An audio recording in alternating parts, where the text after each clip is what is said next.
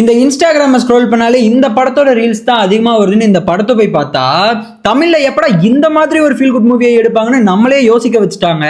அதுலயும் last 20 minutes கண்ணே கலங்கிருச்சு.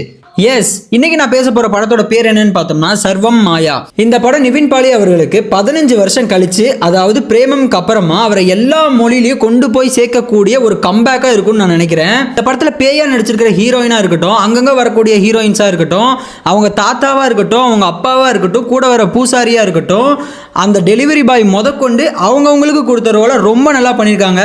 குறிப்பா ஹீரோயின்ல எப்படியா சூஸ் பண்ணீங்கன்ற அளவுக்கு யோசிக்க வச்சுட்டாங்க. இந்த படத்தோட கதையை மேலோட்டமா பார்த்தோம் அப்படின்னா, இந்த படத்தோட ஹீரோ வந்து ஒரு கிட்டாரிஸ்டா இருக்கிறாரு. அவரோட சூழ்நிலையின் காரணமா அவர் வந்து மந்திரம் சொல்லக்கூடிய ஒரு பூசாரியா வேலை செஞ்சுட்டு வர்றாரு. இந்த மாதிரி இருக்கிறப்ப ஒரு பேய் வந்து அவரை பிடிச்சிருது. அதுக்கப்புறம் அவர் என்ன ஆனாரு அப்படிங்கிறதா இந்த படத்தோட கதை. 2 காரணத்துக்காக இந்த படத்தை நம்ம கடைசி நிமிஷம் வரைக்கும் பார்ப்போம். முதல்ல இந்த பேய் யாரு அப்படின்னு தெரிஞ்சுக்கிறதுக்காக, ரெண்டாவது இது ஏன் நம்ம ஹீரோவை பின்தொடருது அப்படின்னு தெரிஞ்சுக்கிறதுக்காகவும் தான். லாஸ்டா ஒன்று, நிவின் பாலி அவர்கள் வந்து நிறைய நல்ல படங்கள் கொடுக்க முயற்சி பண்ணிட்டு இருக்கிறாரு. ஸோ இந்த படம் ரொம்ப நல்லாவே வந்திருக்குது. இதே மாதிரி அவருக்கு நிறைய நல்ல படங்கள் கிடைக்கணும். All the very best.